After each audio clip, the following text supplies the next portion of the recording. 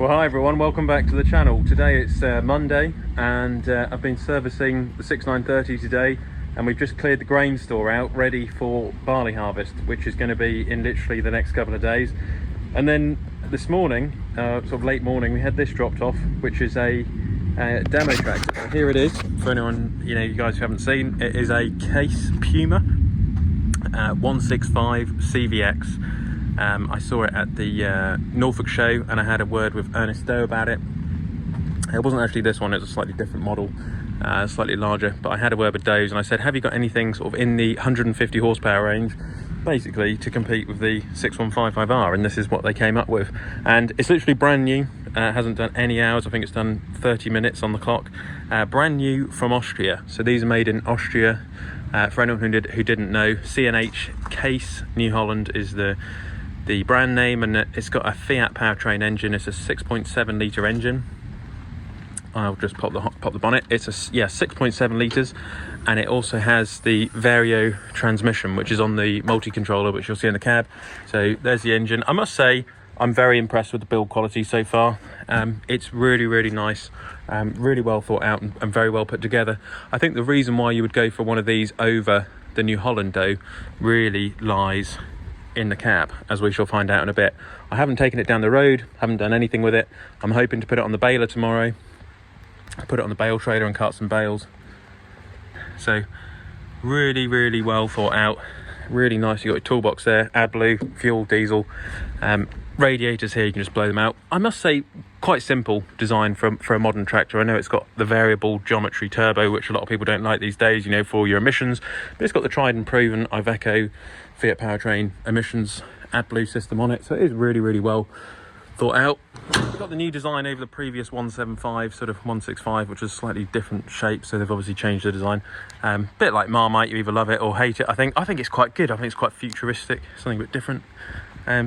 Yeah, I quite like it. Let me know what you think about it in the comments section. Back end of it I really like as well. Plenty of room all around here, a lot more room than on the John Deere, I've noticed. You've got so much room in here just to clean parts out. As tractors age, as they get older, you get leaking pipes, and you really want to be underneath that cab repairing stuff. If I go on the back of the 6R, I have actually got a leak on the back of this tractor at the moment near the cab suspension, and you'll see what I mean on the 6R. So much more difficult to get in there. That is the only thing I've noticed. Although, of course, you have got your levers, which I love on the 6R, for releasing pressure, and you can release the pressure on the case in the cab. But yeah, that is one thing I have noticed, a lot more room around the back end of the case. 189.9 on boost, that 165 horsepower boosts up to 190, that boosts up to, that's 155 horsepower, boosts up to 195. So very similarly matched. This is about 6.8 tonne, it's about just over 7 tonne, that one. So very similar machines. It's just so much room in there. Blow it all out and keep it clean. That is really clever. I like it. So yeah, I'll sit in the cab, I'll show you what I mean. I really like just little things like this, aluminium plate, just small things like that. Really strong steps on it as well. I know it's something stupid, but on the John Deere I've noticed they are a bit flimsy in comparison. That seems absolutely solid. And remember, this is a cheaper tractor, but yeah, cab is nice. Very nice. The passenger seat, got your main seat here, multi-controller, got the new display. Really nice cab. I like it a lot. See, I'll shut the door. And we see we've got the updated monitor as well. Bring the steering wheel down. It's leather steering wheel. Press OK. Okay. All this modern gadgets on them these days. I'm not really bothered about technology on them. I just want a tractor which does the job. But yeah, this being the CVX, you've got the multi-controller, so you've got the speed up and slow down. You can either drive it off the joystick or you can drive it off your pedal, depends on how you want to drive. Visibility to the front is excellent. Something I love about this as well, as standard compared to the John Deere's, you do get a roof hatch, let in a bit of fresh air. I love that, I really do. Such a big improvement, just let in some fresh air. That is my biggest gripe with modern tractors, is that if your aircon packs up in these modern tractors with panoramic glass, it's like a greenhouse in it. But that is just a nice little touch, and I really like that. And of course on the John Deere, if you want the roof hatch, optional extra. Everything's an optional extra. And I say that as a John Deere guy. So yeah, put the clutch down, start her up. So just to go forward, you've got your shuttle, which we're going to put the clutch in, and that's the electronic parking brake going forward, releasing. So I can, like I say, drive it off the multi-controller. The steering lock is absolutely fantastic. Probably one of the best steering locks I've had on a modern tractor in recent years. And to go backwards as well, you can do it on the multi-controller here as well, on the little shifter here, which is nice. Oh, that's nice. Yeah, that's really clever. They've nailed it. And then if I want, I can just decide to drive it off the pedal. So yeah, smooth gearbox on this, very smooth. See the bye 6R, bye-bye. Alright, well, now we've just gotten used to it, we'll just take it down the road because we do a lot of miles on the farm, road miles, from the marshes back to the farm here. And if you're liking the Case Puma today, leave it in the comment section down below. Let me know what you think of it. If you've got any Case fans, CNH, New Holland or Case. Just go down the road, put our lights on, make sure they're on, yep. So our lights are on, we've got the hair and the tortoise, we push the hair for increased speed. Not bad. Comfortable. Cab suspension's working well, we've got the front suspension as well. 189 horsepower. Gosh, that's not bad. That's a nice ride. On the road, I do like driving off the pedal rather than anything. I'll tell you something else I'm noticing as well. Very quiet in here. You can hear a pin drop. Very, very well thought out.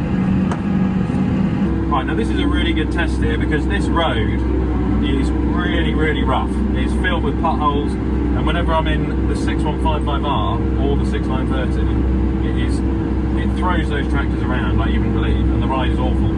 And so far, the Puma is handling it really, really nicely. Very impressed with the cab suspension. They've obviously got something right, because the ride on this is sublime, unbelievable for a conventional tractor. You know, this isn't a fast track, you know, this is not that level of suspension, but it's still pretty good. Not bad really, that's very good. This is probably the nicest ride I've had along this really rough old road. So again, you know, Case have obviously really, really thought that out.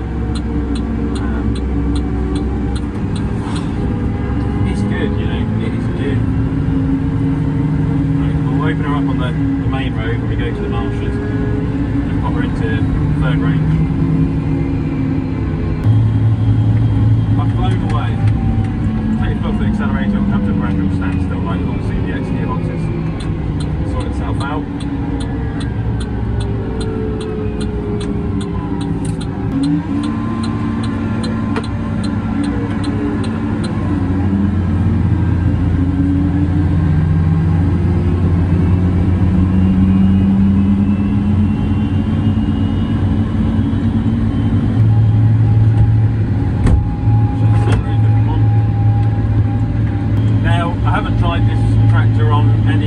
Tasks on the farm like baling or cutting any bales back or anything like that, but we'll put it to use over the next couple of days and see what it's like doing some farm work. So really it's just getting used to it, getting used to how it operates and drives.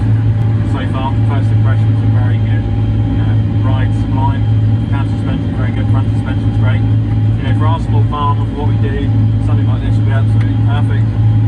It does seem, I know I shouldn't compare it to the 6155R because they just brought out the new model, the 6R185 or the 6R155. I am aware that on the new 6Rs, I did try the new 6R150 last year, that the cab suspension is very good on the new John Deeres. But of course there's a nice price to come with that as well. So, you know, it's really getting a tractor which is comfortable, reliable, and at the same time fairly well priced in the modern world. With farming being where it is at the moment, with the cost of everything, with inflation.